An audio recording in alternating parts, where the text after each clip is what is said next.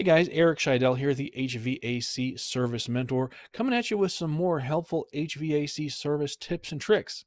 And today we're going to be talking about this guy, the infrared thermometer. Have you got one? Let's find out what they're good for and what they're not good for coming right up.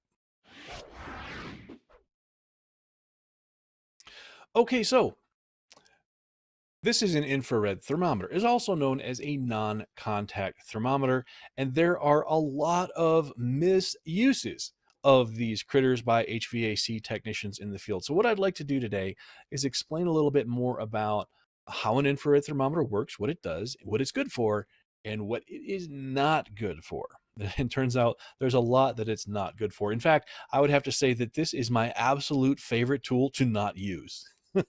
It makes a better laser pointer, honestly, than our thermometer at some time. And so, first of all, for all of you IR thermometer deniers out there, you might be saying, well, that's because you got a cheap one. Actually, no, I don't. This is a pretty good one. This is the Fluke 561. This one is a little bit on the older side, but they still make this thermometer and they still sell it today.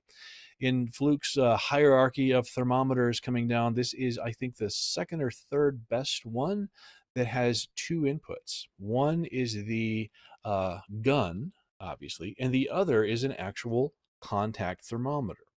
And the fact that this thermometer exists at all should give you a little bit of a clue about the usefulness of infrared thermometers. Essentially, what this thermometer is telling you is that when you really need to know what the temperature is, plug in a probe and actually measure the temperature of the thing. Here's what infrared thermometers are great for.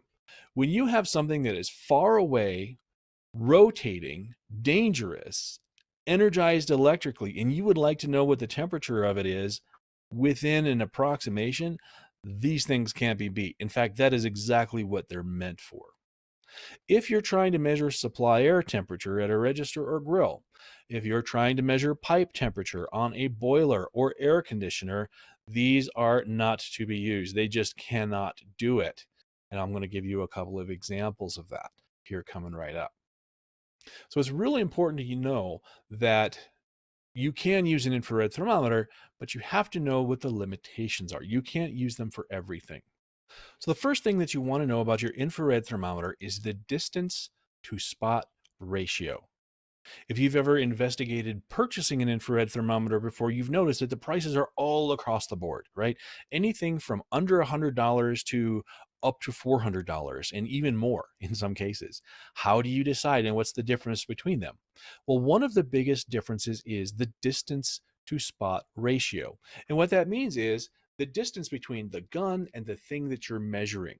The further apart they are, the larger the spot that you measure, and therefore the less accurate or pinpoint your measuring is. Check this out.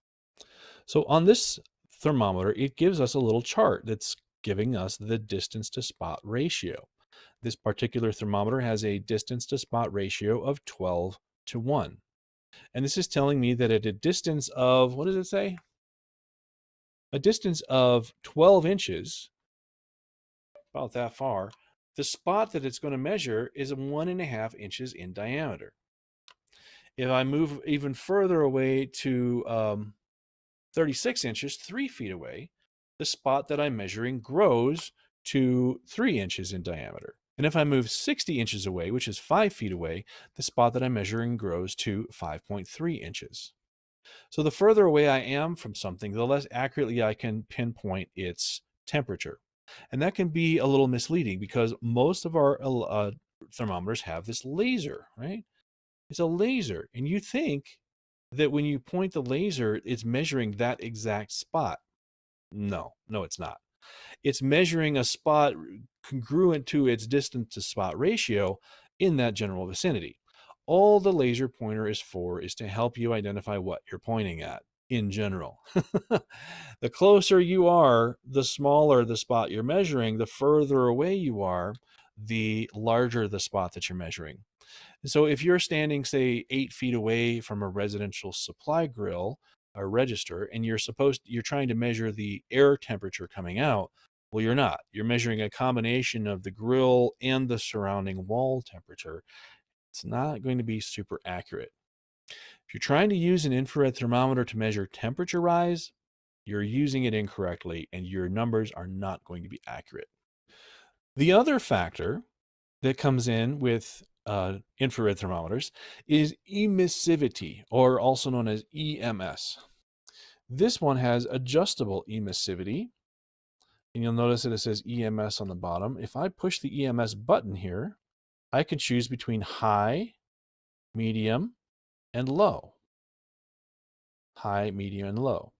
And normally I keep it on high all the time.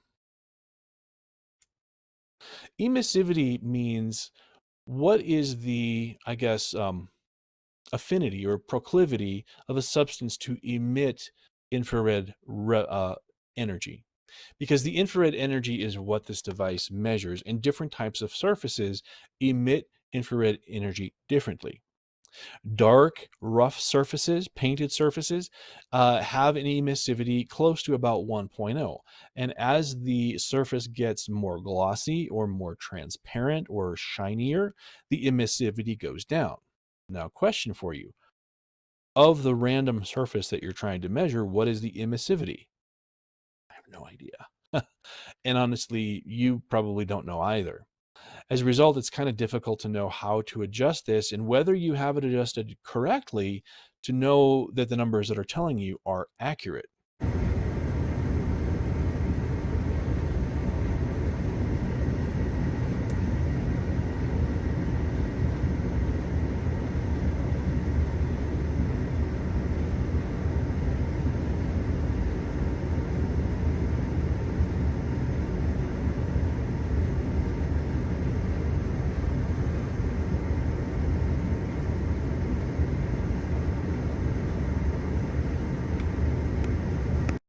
So in general, I'd like to stick to rough surfaces and painted surfaces and things that aren't too shiny. So what I can do here with this thing is I can identify, is the heat on or is it not on? This is super helpful in commercial applications. So if I have a VAV system, for example, and I want to quickly test whether or not the electric strip heaters are working in the VAV, I don't necessarily feel like crawling up in the ceiling and getting all dirty to figure it out. All I need to do is crank the thermostat up, shine this at the diffuser, and if I see the temperature going up, yeah, heat must be on.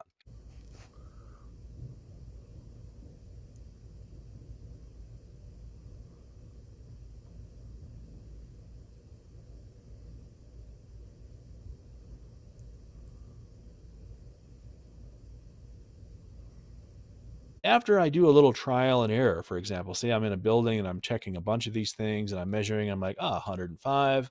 Oh, this one over here is 105. This one over here is, 108. This one over here is 112. This one here is 89. That one seems like it's underperforming compared to the rest. Now, I don't pay a whole lot of stock into what the numbers say, but I do know that this one is different than the rest of them. This one has a problem. So I probably do want to spend some time, get up in the ceiling and identify, hey, maybe one of my two heat strips isn't turning on, and go troubleshoot that. So in that case, it can be a bit of a time saver. Same thing for cooling. If I have a bunch of offices and this one office is saying, hey, I'm uncomfortable, I can go in and say, well, is the air coming out of the register cold or not? And if I gun it and it says, hey, it's like 68 and all the other ones are 50 something, yeah, this one's got a problem. Or if this one's 50 something and they're all 50 something, okay, the problem's somewhere else. I need to look at something different.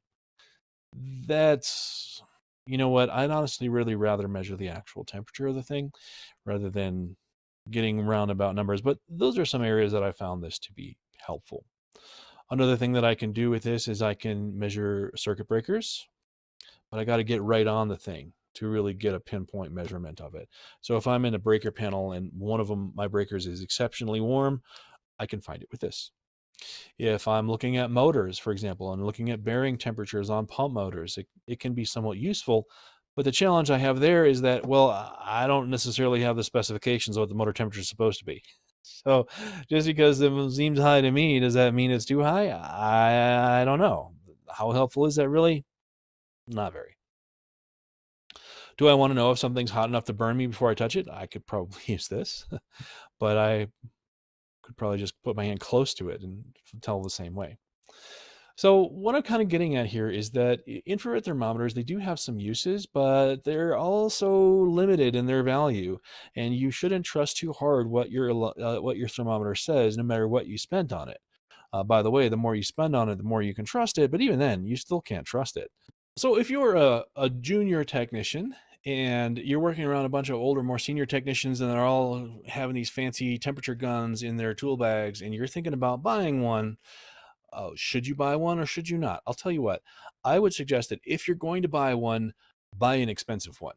You won't be sorry that you did until you find out that you don't have a whole lot of uses for it, but at least you'll have a really nice one. If you buy an inexpensive one, you're going to very quickly grow to hate the darn thing. I'll be honest with you. But honestly, I would prefer that you save your money. Don't buy an infrared temperature gun. Instead, buy a dual input digital thermometer like this one. And that is going to be far more accurate and far more useful in a lot more places on a daily basis.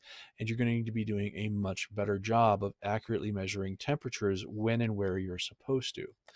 Um, I can tell you from personal experience that I know technicians have run into trouble by over relying on this device. So with that being said, infrared thermometers are not terrible, but if you have a limited budget and you want to invest in tools that'll help advance your career, save this one for later, or maybe if the company can buy it for you, then it'd be okay. Or maybe if you find one, wouldn't be bad to keep. That's how I got this one.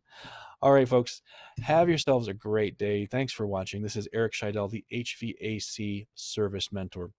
Don't forget to like this video, subscribe to the channel, hit the notification bell. You know the drill, and leave a comment below. Do you have an infrared thermometer? Have you found yourself let down by your infrared thermometer? I tell you what, I sure have. And let me know in the comments below. Don't forget to go to our website at www.hvacservicementor.com. While you're there, look at the different training options that are available. A lot of folks have had their lives changed by some of those training experiences. And while you're there, sign up on our email list. Every new sign up gets access to a free training course. This is Eric Scheidel, the HVAC Service Mentor, and I'll see you next time. Thanks.